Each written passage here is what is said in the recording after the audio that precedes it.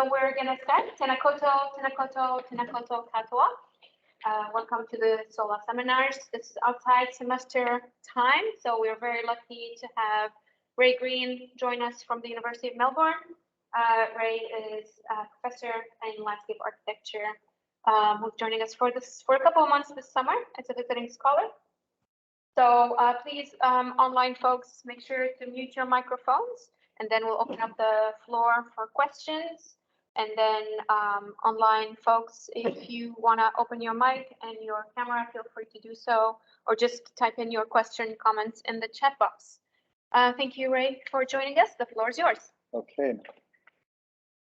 All right. Start off with this image, just showing some of the highlights of this 4-year project that I'm calling this talk, Community Perceptions of Changing Place Character in Australian Coastal Settlements. And I'm going to start off with a bit of background. So coastal areas, coastal towns, particularly near large metropolitan areas, are under a lot of pressure from development, from people moving there from the city, tourism, various pressures for development. And as I mentioned, migration of wealthier urbanites to these semi-rural coastal locations for the lifestyle and the sort of cultural distinctiveness and natural environments. And it's in Australia at least been termed the sea change phenomena. And then tourists flocking to these towns to experience the same kind of unique and distinctive place character, or what's been termed endemic tourism. So you're selling the landscape that's unique to particular areas. And I'm focusing on coastal areas because they're particularly under pressure because they do have this often highly scenic, unique, distinctive character. So this kind of development, which is often quite uncontrolled because there's an economic driver for that, more tourism, more, more development, higher tax dollars, et cetera, is being encouraged in a lot of places, but it has some very unfortunate disadvantages or impacts. And one of those is that very thing that people are attracted to, the distinctive character of those places, is undermined. It's degraded. And so you sort of defeat the whole purpose, or the whole attraction is the character of the place, and then you destroy it, and then you destroy all of the, not only the character, but all of the incentives for tourists and whatnot to go there. So planning authorities, not just in Australia, but around the world in coastal towns, have sort of been grappling with this notion of how do we conserve the features that define the character of the place in the face of these development pressures. And in various places, in fact, some of the towns I've been, that I'll talk about today, the planners are trying to come up with some character legislations that their aim is to try to maintain that character. And what that can do from a planning perspective is trying to conserve certain features that are important to that character, what I call assemblages of relevant place character features. These legislations, typically, when you're assessing what are those important things that you should be preserving, and what kind of things should you be discouraging that sort of work against that, it's often planners, councils, government will bring in people with expertise in environmental planning, environmental design, landscape architects often, hopefully,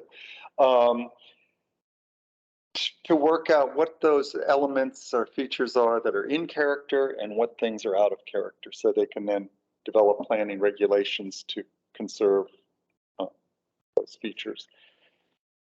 But this assessment often, what I concluded is that it really lacks, it doesn't take into consideration the way the public, the people that live there, actually experience these places and what that character is.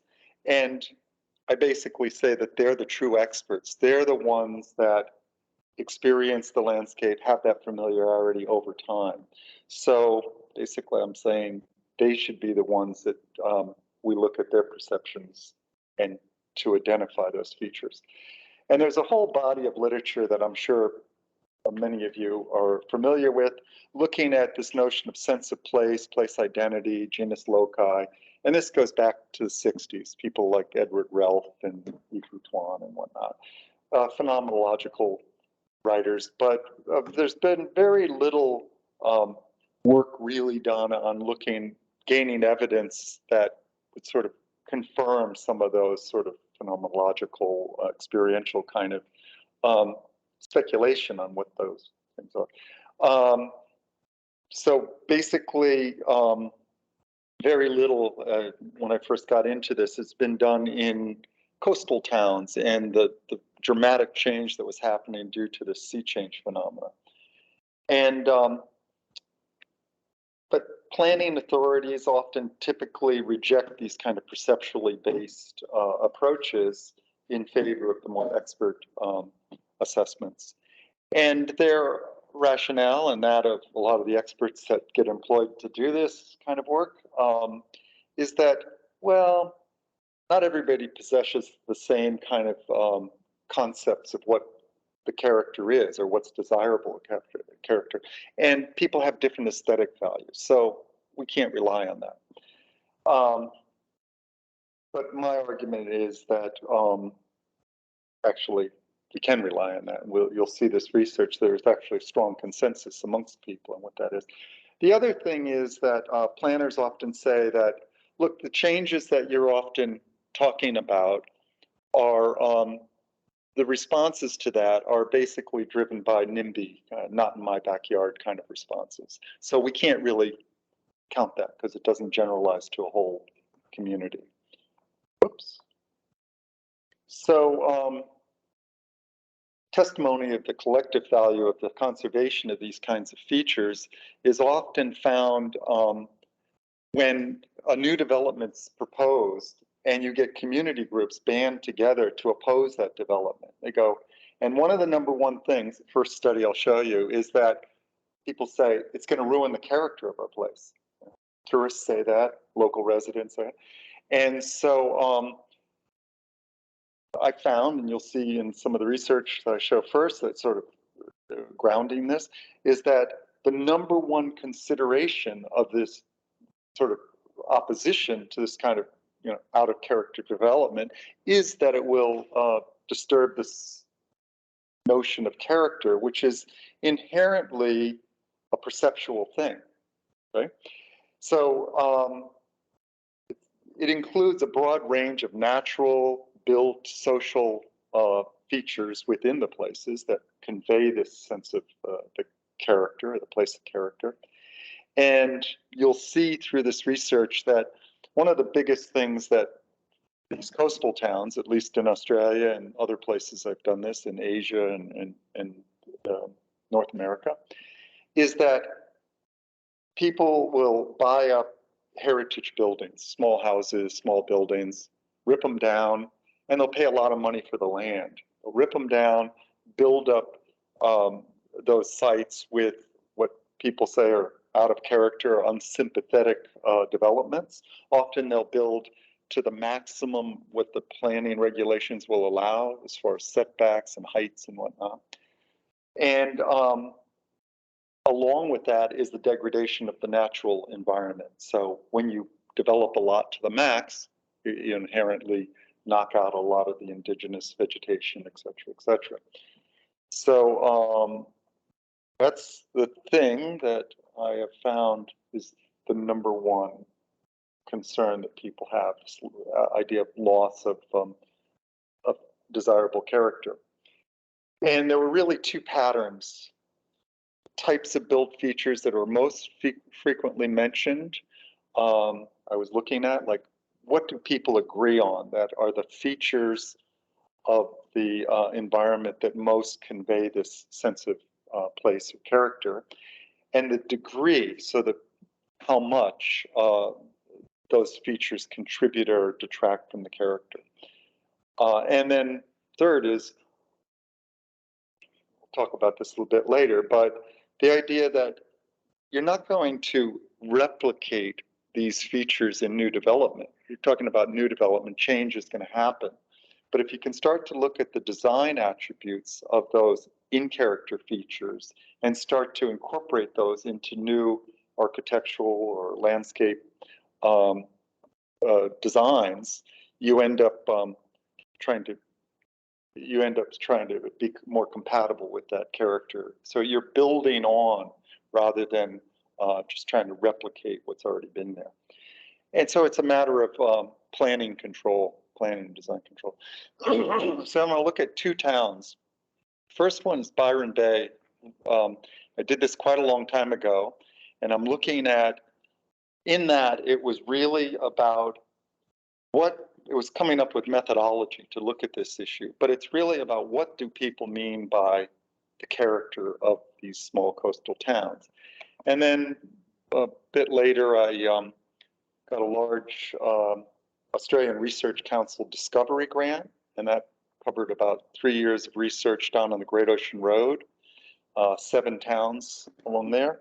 And I just wanted to show, for people that don't know where those are, Byron Bay is up north. So just talking a little bit about the methodological approach. So it's a perceptually based methodology. So the idea is we're looking at the community's perceptions of this character and what's undermining that character. So it's looking at identifying those features, categorizing those, and then looking at what are the salient, interpreting what's important about those, the attributes, the meanings that are associated with those features. And that's either that support it or detract it. So methodologically, identify those features, and in my case, I'm using photographic stimuli of those features as surrogates for the features themselves. So acquiring that stimuli, basically identifying those features, taking photographs, and then assessing the degree based on the people's perception of how much those features support or detract from it. And then obviously, once you collect that data, it's analyzed, and there's some interesting ways of going about doing that. And then graphically displaying that. So you're not just talking to other social scientists or landscape architects, you're talking to planners, you're talking to community groups, you're talking to lay people. So you have to communicate it in a way that they'll understand. And then interpretation of the results, like what do those results mean? So I'm just going to start briefly. Like I said, this initial work, and I'm just going to show a couple of highlights from that. I looked at this notion of what do people, in this case Byron Bay, what do they feel defines the character of their place, and what's being lost. So there was an open-ended responses to a mail questionnaire. You had 350 respondents. So it was a random sample of the community. Got a 50% response rate out of, which is pretty good for a cold mail questionnaire. And one of the questions was describe the character of Byron Bay in your own words, and also describe what you feel is detracting from that. So describing it, I did a content analysis of that, of those 350 questionnaires to that open-ended question, and looking for the frequency of the words and the descriptors that were used. And you can see that in ascending order, beautiful changing lines. Then what got me interested in this, there was a Club Med resort development proposed for Byron Bay, and it was highly contentious. And there were, as all kinds of developments like that, the master plan has to be put on public exhibition for comments from the community. Well, there were close to 2,000 people that wrote in. This is a fairly small town. Wrote in only 25 were in support of it. Were probably the developers and people from Club Med and whatnot. The rest of them were all completely against it. And even to the point where the local business owners chipped in money, a couple $100,000 to hire a lawyer. I'll back up a minute. The council approved that development, and despite the overwhelming opposition to it by the community. The council approved it. Turns out some of them were getting free holidays to Tahiti and whatnot, to Club Med, yeah. And anyway, so the New South Wales Land and Environment Court overturned that approval, and it wasn't allowed to go ahead. But I got a hold of those close to 2,000 letters sent in and did a random sample of 500 and content analyzed those. For when they mentioned character, the number one thing they mentioned was it would ruin the character. Then I went, okay, when they mention character, what do they associate that with? So it's kind of a thematic analysis, content analysis. So you see, by frequency of mention, same thing, beautiful, then unique, protected, small. But if you look down those two lines of descriptors, you start to see some similar kinds of adjectives used and sort of descriptors. And then in that questionnaire, based on, so I had an open-ended question first, the first one, then based on the results of these content analysis of these letters, I made some semantic differential scales that were incorporated into that questionnaire. So I had 50 scales of semantic differentials. Are basically, you have an adjective and you have a polar opposite on 7-point scale. So beautiful, ugly, you know, inviting or interesting, boring, pleasant, unpleasant, et cetera, et cetera. So if you start to look at all of those together, put all of those results together from those three bodies of evidence, you get this sort of ascending order of importance of the kinds of meanings that people were associating with the character. Beautiful, distinctive, relaxed, interesting, pleasant, natural, friendly, blah, blah. So that was sort of to get me to the point where I'd say, okay, this is how people are describing it. This is what's important to them. And then so basically looking at the mean and standard deviation. So it's basically following that same thing where beautiful, at the closer to 1 it is on a 7-point scale, the more it's associated with that pole. So in this case, beautiful. Anyway, so then took photographs of all of those features that they mentioned. And they mentioned, well, one of the questions in the questionnaire was, what are the features in the landscape that contribute to that character?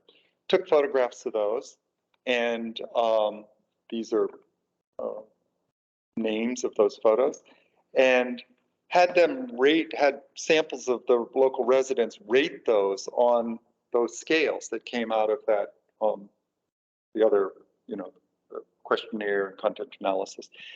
And then this is multidimensional scaling. So you basically categorize it. It's a statistical technique that uses similarity data to categorize elements, in this case, photographs of these landscape features, by these descriptors or these sort of dimensions of meaning. And then I did what's called multiple discriminant function analysis, which shows which of those scales were people were using to discriminate between those different features. And yeah, so that was sort of the beginning. And then I used, so the problem with that is when you have that many scales to have people assess a group of landscape features, it takes a long time. So I took the ones that came out the most salient in this analysis and used those smaller group, this group here, peacefulness, distinctiveness, interesting, pleasant, stimulating, natural, beauty, the ones that came out the most, and did it with a bigger group of landscape features. So basically, I was doing that to try to figure out what were the most important dimensions of meaning that you could measure this notion of character on. So then I moved down to Melbourne and I said, okay, got this ARC grant looking at that on the Great Ocean Road. And the Great Ocean Road is a beautiful stretch of coastal highway, small road, with a lot of little towns along it, and they're being heavily impacted by tourism and second home buyers. So the sea change phenomenon. And again, the number one character when talking to people and even the counselors and the planners, it's like the character, the place is being destroyed. Interesting, in the state of Victoria, there's something called Res Code. Res Code is a planning directive at the state level that requires local governments to assess any new residential development on its impact or its likely impact on neighborhood character. That's how they frame it. So there was already a precedent legislatively to look at the character of the place. But I went to these, so I had a federal government grant, so I didn't really need money from the councils. I just went and said, okay, we're just going to do this project, ask people what they thought fit into the character and didn't, et cetera, et cetera. But interestingly enough, at least in the Surf Coast Council, which is 4 of these towns from Torquay, Anglesey, Aries Inlet, Lorne, which are all closest to Melbourne, they were very keen on that research. So they said, look, in order to sort of bring it down, can you look at how this is applied at the neighborhood level? Because that's what we have to defend at the state. Long story with planning. They have to, every 3 years, amend their planning schemes. And when they amend the planning schemes, that has to be approved by the state government. And if the state government thinks it's too restrictive or there's no rationale behind it, they kick it back and say, you know. So they wanted me to, and Alana was involved in this as well, to drill down to the neighborhood level. So I was looking at the whole town level with the ARC grant, and then to the neighborhood level with the money kicked in by the council, the Surf Coast Council. Anyway, I think I talked all about that. But looking at these different towns, there was some really interesting work done at the University of Sydney that predated this a little. 2005, they were talking about meeting the sea change challenge. So they were looking at they were planners at University of Sydney, looking at models of local and regional planning to deal with sea change. And so they were sort of, well, just mentioned, they identified 5 different kinds of coastal settlements that were under threat. And commuter settlements like Geelong, Warrnambool, they're sort of regional cities that are, well, regional cities, Geelong and Warrnambool, places like that, we didn't look at. They were a bit bigger. Commuter settlements where you could sort of, they were peri-metropolitan locations that you could get to the city, but it would be a long drive, hour and a half or whatever. But we were particularly focused on getaway settlements, which are small to medium-sized coastal towns that are about 3 hours drive from a major city, in this case, Melbourne. Lifestyle destinations, which were more to do with tourism and leisure, again, up to about 3.5, 4. The furthest site we went was Port Fairy, which is a little past the Great Ocean Road, which is about a 4-hour drive. And then small hamlets like Port Campbell, where the 12 Apostles is, it had a population of less than 400. So, but beautiful landscape setting, and they had the 12 Apostles, so it's an international tourism draw card. Anyway, this is some of the stuff that we were seeing up on the left there. This is in Lorne, where you have right on the foreshore, the quintessential Australian sort of lawn bowls classic feature. And then below it, after we did this study, came back and the council They had a parking lot where that was. And then you have these paddocks where there were for grazing cattle. And then, you know, they were bought up by developers and turned into housing subdivisions. Interestingly enough, on this one, the master plan for that forbid any tree planting because it would ruin views of the people of the water. So, you know, it was kind of like, they kind of went against what you would do to try to preserve the character. So, yeah, I think I talked about that, this Discovery Grant, which was a 3-year project, quite a large budget. And then the Surf Coast Council kicked in for another year looking at those 4 towns within their jurisdiction. And the mayor, I have to say, and the councilors were really psyched about this, because not only were they committed to preserving the character and they got what this was about, but it also was good for boats. It said, you know, I did an interview, a national interview on the ABC, the Australian Broadcasting Corporation, twice. And once was with the mayor of the council, and she was like, we love this because it gives a voice to the local people. And they keep coming up to me and saying, yes, this is exactly what we've been telling you. And so it sort of quantifies that, really. And particularly the degree of it. So you can start to look at the prioritize different conservation measures and development controls based on how much they think things are important. But just looking at what's happening with these towns across Australia, but I did a book in 2010 called Local Perceptions of Landscape Change, Coastal Towns and Transitions, it was called. And this keeps coming up all over the world, in Europe, in the US, in Australia, in Asia, and I'm sure here as well. But wetlands, coastal wetlands are being demolished and filled in, unless they're in their wetland protection laws in it. Habitats being lost. Hydrologic systems are changing, where they're putting in a lot of impervious materials, so you're getting runoff into water, and marine habitats are getting destroyed. The water's not percolating back, so the whole idea of a sponge, city sponge development is just, you know, it's counter to that. Erosion happens.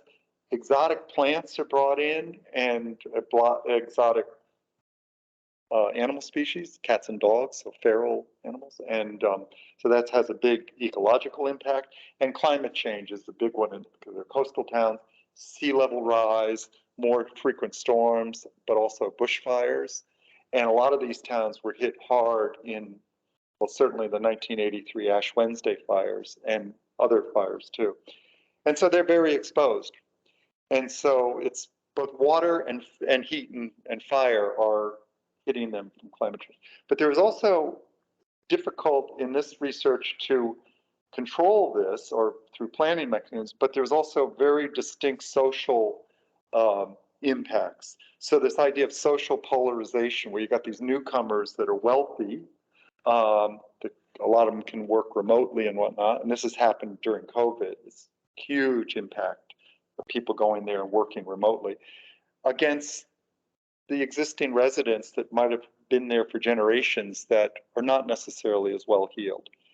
Gentrification, where you get related to that, you get the new housing and holiday accommodations, which are actually quite expensive. They're priced to outsiders, where the locals are getting sort of can't afford it, and you can't even afford staff to sort of service restaurants and hotels and stuff because they can't live there. And then the transience of populations. You get in the summer when the swimming is happening, it's warm, everybody comes, the tourists comes, the people use their second homes. In the winter, it's dead. So you get this transient.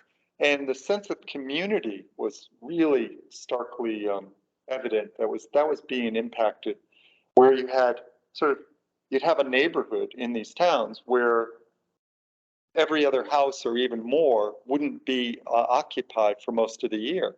So you have people that live there all the time and have kids and whatnot. They have nobody for mutual support for the kids, and the kids don't have everybody to play with. So you're getting this social, isolation, fragmentation. And then the biggest thing, and what this research sort of addresses, is the loss of amenity values. So, yeah. So basically that report that I mentioned at the University of Sydney, Meeting the Sea Change Challenge, they came out with 3 different conclusions that I sort of picked up on. Was residential and tourism development, particularly in these coastal getaway, coastal lifestyle and the hamlet ones, are threatening the distinctive character of many of these places. So they picked up on the same thing that I was already seeing. And this was they were also funded by the federal government. So it was like, report back to the federal government, what were the problems and what could you do? And then they actually quote my work and a woman named Ursula Zhang, who's also in Melbourne. She's more of a heritage conservation person, but local character, sense of place in small coastal communities being overwhelmed by the scale and the pace of new residential and tourism development. So that's basically what they were warning.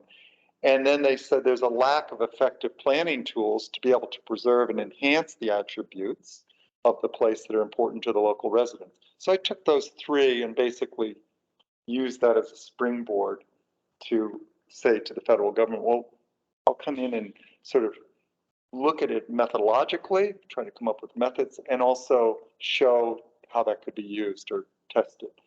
So the aims were to explore how people experience the changes from this sea change, looking at a methodological approach to doing that, building on what I had done up in Byron Bay, explore how people conceptualize this change, because it is, it's change, and that's why they're aware of it, anyway, and identify the relationships between the biophysical attributes related to these features and the community's perception of that place character, and what were the sort of dimensions of meaning and those biophysical attributes. So if they assess something as highly beautiful or highly distinctive, how does that relate? What are the biophysical features of those features that relate to those meanings? So being able to isolate. So these were the towns that, I don't know what, these were the towns that that we looked at, starting for Torquay, Anglesey, Eries Inlet, Lorne, all in the Surf Coast Council, then Apollo Bay and Marengo, which are kind of together, a different council, Coolock Otway Shire, and then going all the way down to Port Fairy, which, like I said, is past the Great Ocean Road. Oh, and Port Campbell too, where the 12 Apostles are about here, Port Campbell, small hamlet, and then Port Fairy, which is, we included it because they have a lot of heritage features in the town. Over 50 of the buildings are on the National Register. I mean, it was settled in 1840s by Irish. It was originally called Belfast. So, it had a long history. The earliest pub in Victoria is in Port Fairy. So anyway, we had to do it. This just goes, this diagram shows the sample of the different methods, and I'll talk about those methods in a minute, but basically they're based on, the first one is based on a questionnaire sent out to all the residents in each of these towns, asking them with a map of the town and asking them to identify the features that are most important to the character, what detracted from that character, where would you take photographs of those features so that we could replicate the way they saw it, and then how is your neighbor, where's your neighborhood, draw your neighborhood, and why is that your neighborhood, looking at that to drill down to the neighborhood level. Then took photographs of those features that were most frequently mentioned in each of these towns, and then had workshops where we'd have a screen like that, random order, show those features, both the positive features and negative, they were all just mixed together, and then had people assess those on those scales that were identified in the previous work in Byron Bay, particularly beauty, ugliness, beauty, distinctiveness, ordinariness, um, sort of, well, we'll get into it. Included messy and neat too, based on a colleague of mine in Michigan, John Nassara's work, which actually, well, we'll talk about it in a minute. And then photo sorting, multiple photo sorting is a technique we did in 3 towns, in Aries Inlet, Lorne, and Apollo Bay, where you use photographs in various photographic sorting techniques where you get quantitative similarity data, but also open-ended descriptive data. And then the amount of respondents in each town and the amount of stimuli photographs of features that were important. So as I mentioned, projective mapping through the Mail questionnaires. So those are A3 maps. And so people could draw on those, and so sketch maps, sketch projective maps. Then an inventory of the features, so analyzing those features, photographing them. Then having these photographic workshops. And then in some of the towns, going back to focus groups, so about 12 residents that sort of volunteered in the different neighborhoods, and say, show them the results with the mean scores and the features, and say, well, why did your fellow residents in the community rate these this way? And you show the mean score and the standard deviation. You explain to them, okay, a mean score on a 7-point scale, if it's lower, it means it's more in character. And then the standard deviation means this is how much you agree or disagree with people within the doing it.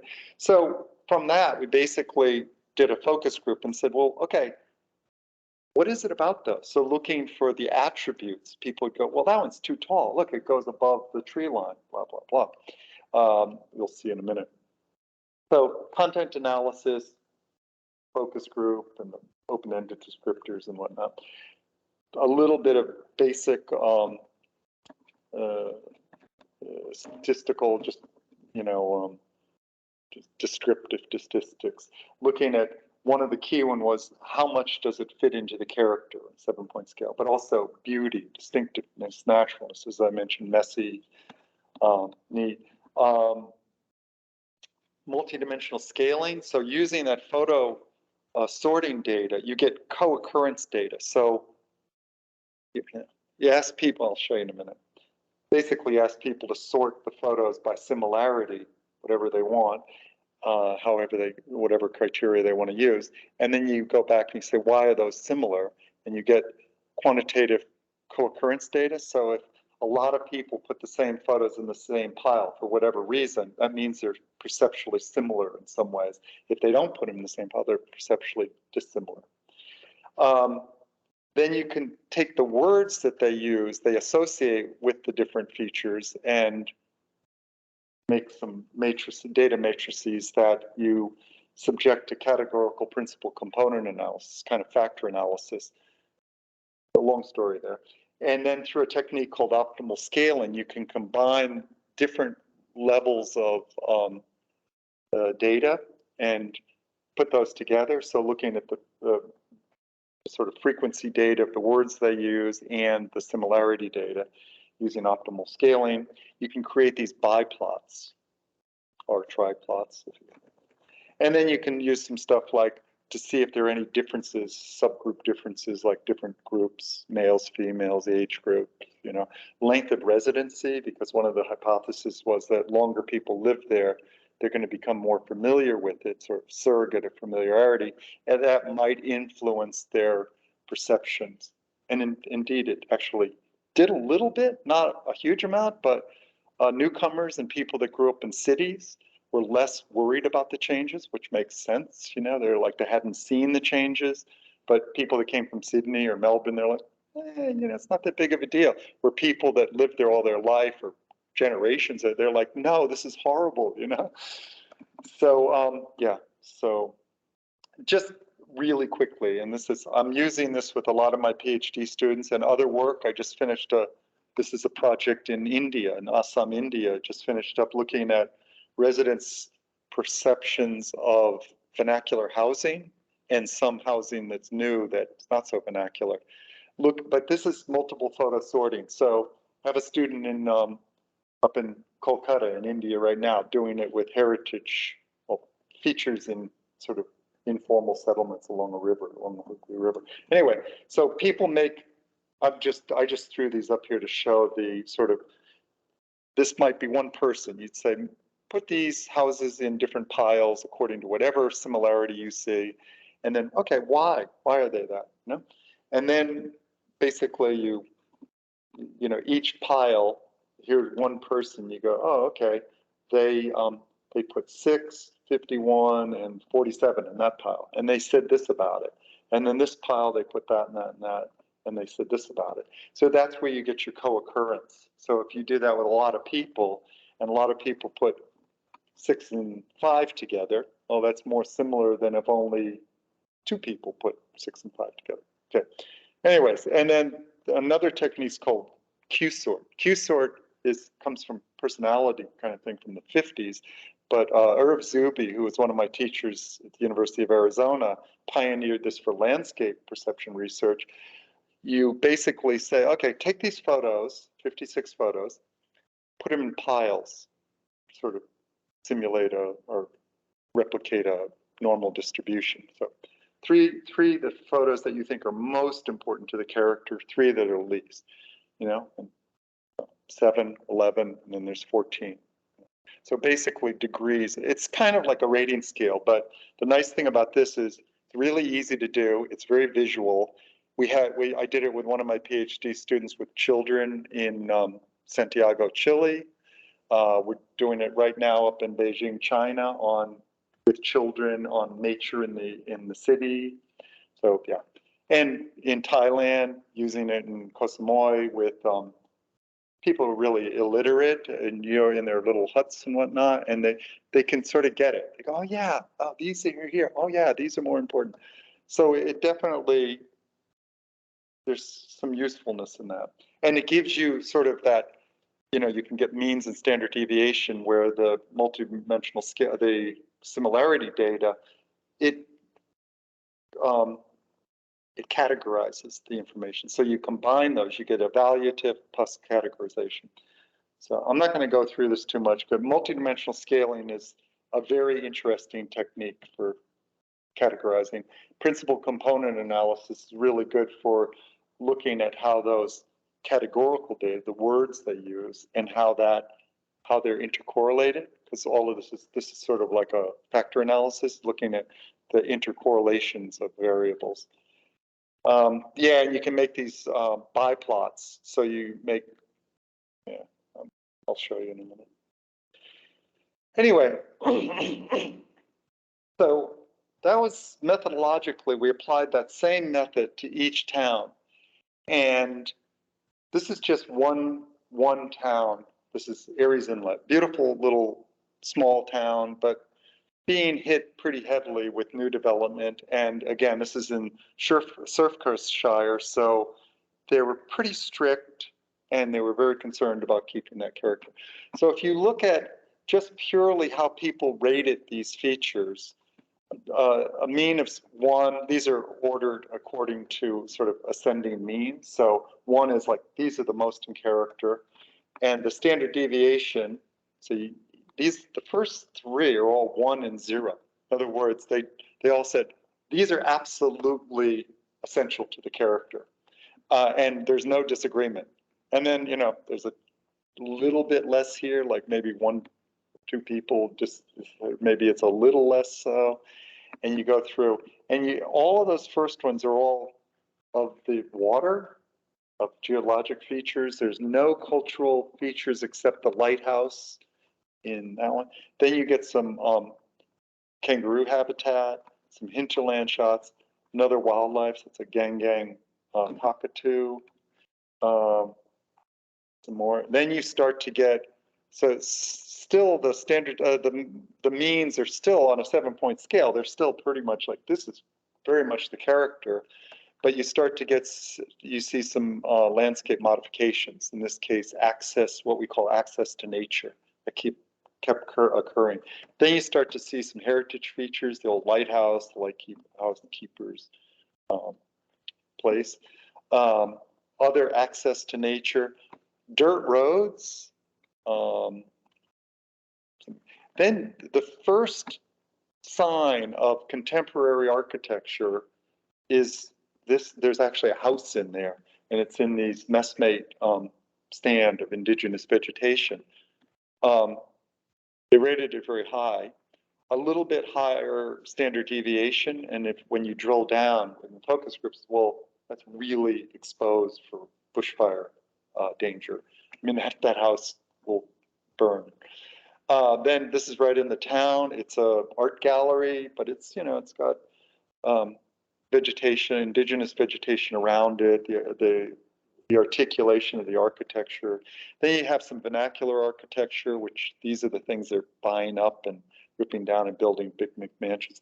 Then you have these areas that, like this is like a general store where people pick up the post and get their paper, have coffee in the morning. So architecturally, it's not that interesting, but socially it has a lot of meaning. And that came out in those. And then here's some, again, contemporary, this is multi-unit development, but there's ironbark eucalyptus. There was an original stand, and the developer snuck them in between that. Some coastal, you know, still high-ish, but on a 7-point scale, 4 is where you get sort of turnover. So anything above 4 would be considered out of character. And you see there's a little bit of contemporary architecture, but there's certain attributes of that. There's small scale, surface articulation, a lot of vegetation, indigenous. So then, you know, this is like the last one. And then again, there's another little general store thing where people get their coffee and stuff. But then you start to see the ones that tip that scale, where they're saying, no, you know, the majority, the mean is like, no, that's the pub. But then as you go down, you start to see certain characteristics, the siting of these buildings and the color and the way they're protruding above the tree line, new subdivisions, again, that sort of McMansion-type development in the coastal heath, very highly biodiverse landscape.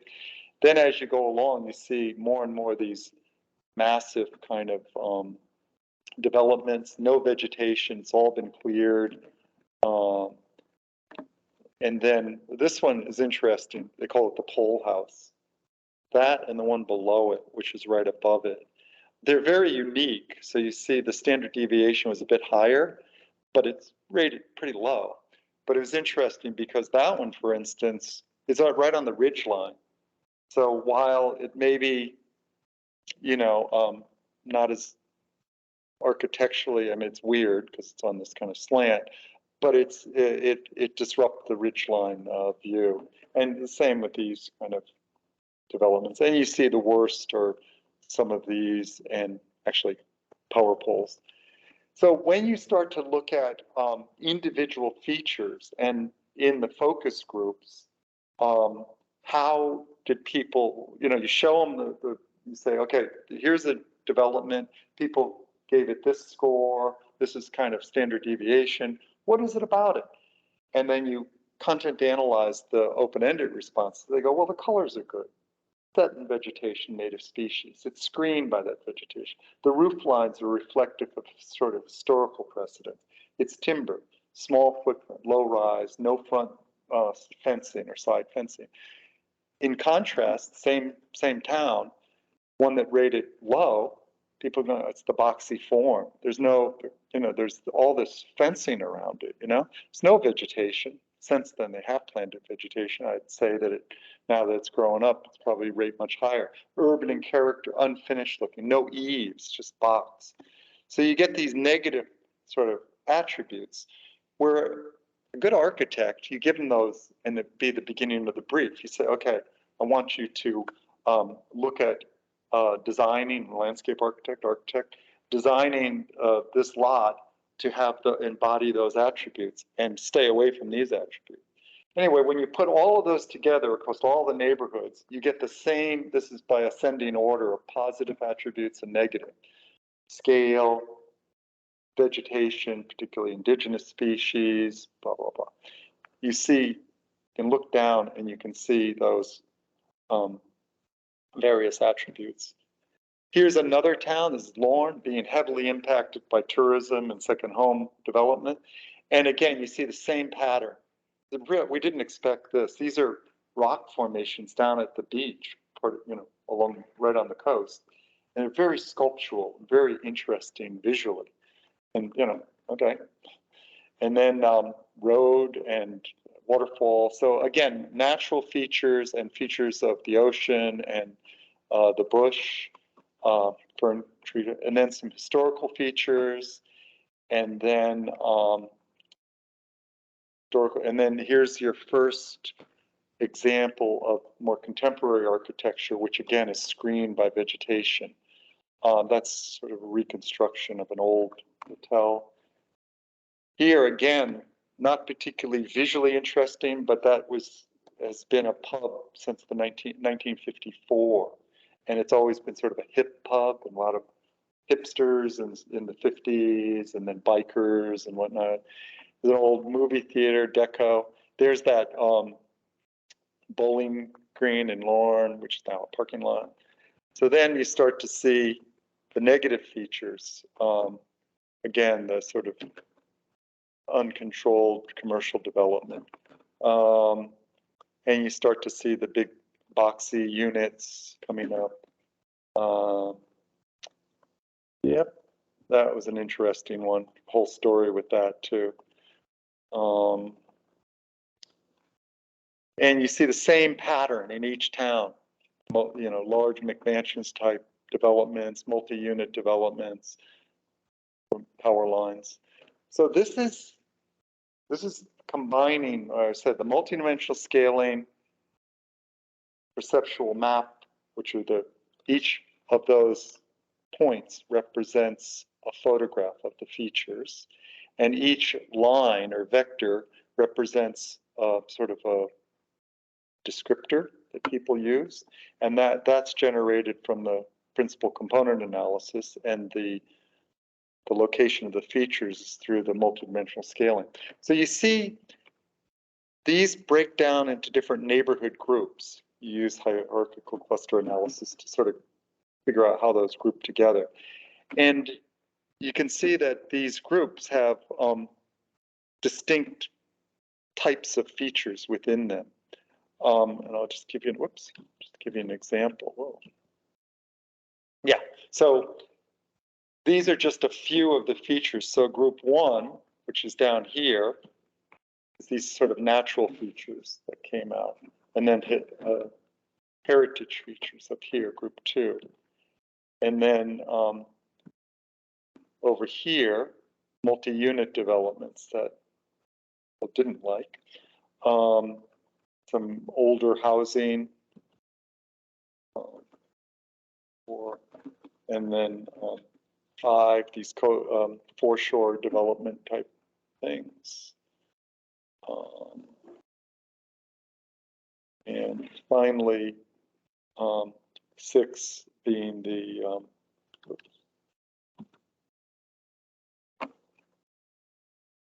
commercial development along the main road.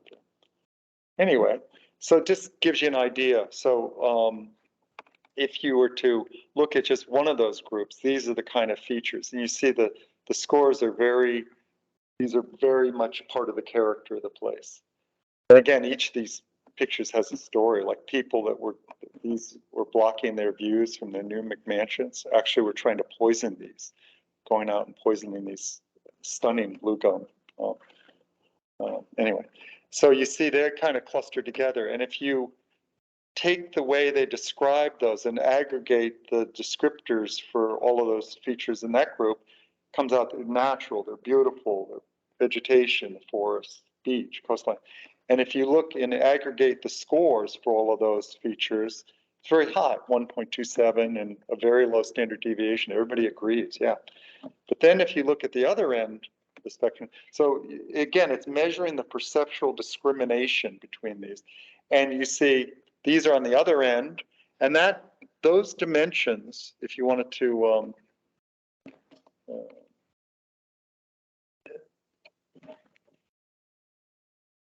those dimensions with this,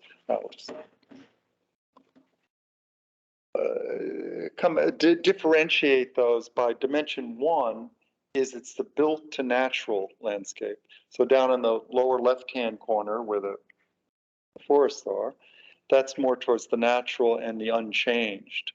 So there's an unchanged change dimension, there's a built natural dimension. Over in the group 3, we're down in the very changed and built. So you can start to categorize and describe those features. And here's using that same methodology type of analysis in Apollo Bay, next town down. You get the same kind of thing. The only difference in Apollo Bay was the number 1 feature was actually a cultural landscape. It was, you know, the boats looking out over the harbor at the somewhat denuded hillside in the background, and then the beach itself. And then on the other side, you get the same kind of boxy development with no vegetation around it. So it's screaming out, these need vegetation, these need surface articulation in the architecture, these need to be sited so that they're a bit more hidden. This was an interesting one, the one on the lower left, the house in Apollo Bay. The actual planning regulations say you can't go above 3 stories, but they don't say where you measure it from. So they actually built a retaining wall, 2 stories, sorry.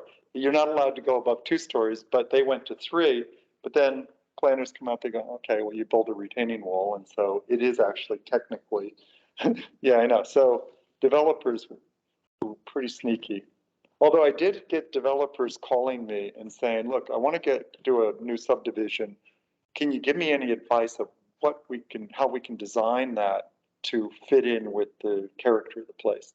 Obviously, some of their motivation was to get it through planning approval and say, hey, look, we've done this, and look at his study, yeah, shows that. Anyway, I'm just going to really quickly, I don't know how much time I've taken so far. Yeah, probably getting near the end.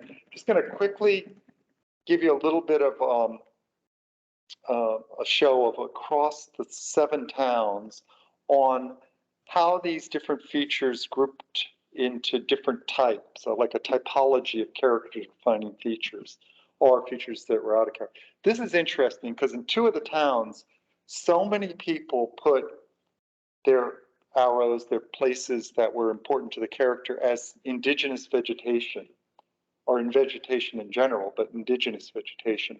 So we actually, we went and analyzed where they mentioned on their projective maps, but also hired an ecologist to identify all the different plant associations in the towns. And did the same study, we did some separate studies just on plants. And you can see how it starts off,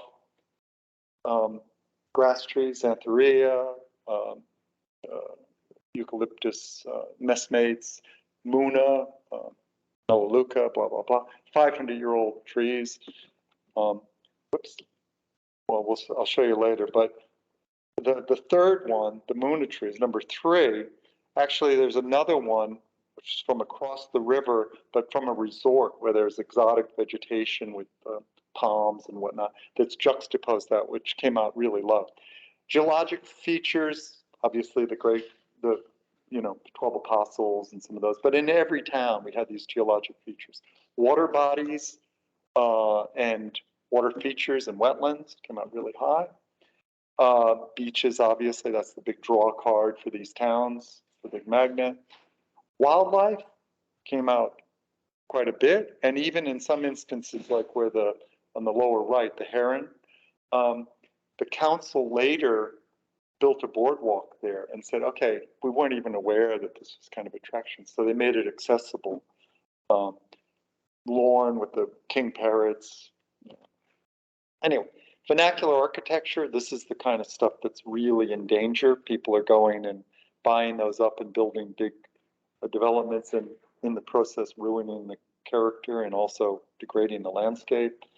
Houses set in vegetation, which, if you can see, tend to have higher mean scores, so more in character. Heritage buildings, just in Port Fairy alone, there were so many, and that was a big thing there. It was the heritage of the place made the character. So there you come in with heritage conservation regulations to try to maintain the character. Different planning tools used for different to control different features. Commercial developments rated as compatible. So these become nice models for, okay, I'm going to allow commercial development. How would that look, or, you know, what attributes would it have? Roads, but that was really interesting, because if on the ones that came out the highest, engineers would just have a fit. It'd be like, oh, these are so dangerous, you're going to run off the road and hitting these eucalypts. But people loved them, you know, they're like, this is the character of the place. And then, you know, dirt roads. And then you get down to these ones in the bottom where they're, you know, utility poles dominate the view. These sort of cuts to build the roads.